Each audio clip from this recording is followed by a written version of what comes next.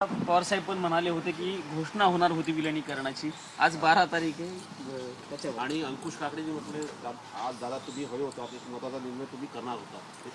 ठीक आहे, या गोष्टी आयुष्यात होत असतात अनेक वेळा. आज दादा नाही, त्याच्यामुळे मला काही जुनं उणं धुणं काढत बसायची नाही. तो माझा मोठा भाऊ होता, माझा दादा होता, आणि माझ्या दादामध्ये आणि काय जी चर्चा झाली ती माझ्या भावाला माहिती आहे.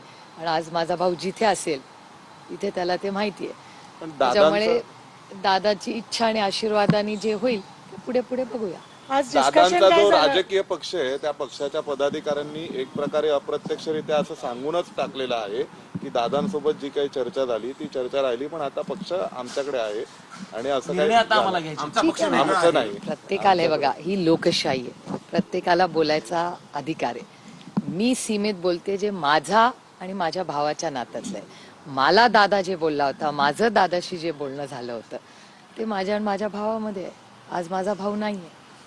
कुठला पक्ष कुठे विलगी म्हणजे एकत्र होईल, कशामध्ये येईल असा थेट सवाल सुनील तटकरे यांनी विचारला. त्यांचं म्हणणं की विलिनीकरण होणार होतं, तर मग कुठल्या पक्षाचं कुठे? आणि तुम्ही एनडीए जॉईन करणार होते का? ही लोकशाही आहे, प्रत्येकाला बोलायचा अधिकार आहे. आणि बऱ्याच लोकांना बऱ्याच गोष्टी माहिती आहे, पण अनेक वेळा लोकांना आवडत नाही मी हे बोललेलं. पण तुम्हाला सगळ्यांनाच माहिती आहे माझं पोट किती मोठं आहे, आणि आज माझा भाऊच नाही राहिला हो. त्याच्यामुळे आता काय जुनं उगाच कोणाच्या बद्दल काय काढावं. माझ्या भावाचं आणि माझं जे काय बोलणं होतं ते दादाच्या आणि माझ्यामध्ये आहे, आणि ते वास्तव आहे, आणि ते बऱ्याच लोकांना ते माहिती आहे. बोलणं आता पुढे तरी चालू राहील म्हणजे फार बघूया ना. अहो, माझा भाऊ जाऊन आता 15 दिवस पण नाही झाले. आम्हाला त्या शॉक मधून बाहेर तर येऊ दे. त्यांचं तर म्हणणं असं आहे की दादा गेले, दादाच्या गेल्या त्याच दिवशी यांनी विलिनीकरणाची चर्चा सुरू केली होती. हे बघा, ही लोकशाही आहे, त्यांना बोलायचा पूर्ण अधिकार आहे. रोहित पवार म्हणताय की एक पूर्व विदर्भातला नेता काही फाईल घेऊन थांबलेला होता, त्याच्यामुळे त्यांना कारणी न जाता विमानानं जावं लागलं. तो एक मोठा संशय ते व्यक्त करतायत. त्याची तुमच्याकडे काही माहिती आहे का?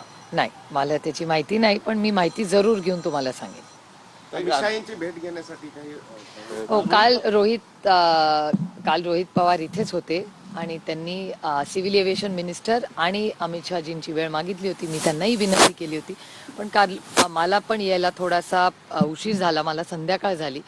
त्याच्यामुळे काल मी ईमेलही केला होता त्यांच्या ऑफिसला की रोहितची इच्छा होती की त्या दोघांनाही जाऊन विनंती करावी ह्या सगळ्याची. पण आज रोहित आता मुंबईला का पुण्याला गेलेला आहे, त्यामुळे परत तो दिल्लीला येईल तेव्हा परत मी विनंती करेन. अमित शहा आणि नरेंद्र मोदींनी आणि इतर सर्व नेत्यांनी कुटुंब म्हणून काय भावना व्यक्त केल्या आहेत तुमच्यासोबत? एक तर माननीय मोदीजींचे फोनही आलेले आहेत. आदरणीय पवार साहेब जेव्हा हॉस्पिटलमध्ये होते तेव्हाही मोदीजींचा, सोनियाजींचा, राजनाथ सिंगजींचा, राहुलजी, प्रियांकाजी, म्हणजे ओमर अब्दुल्ला, अनेक आदरणीय पवार साहेबांवर प्रेम करणारे असे अनेक लोकांच्या शुभेच्छा आणि गेट वेल सूनचे फोन आले.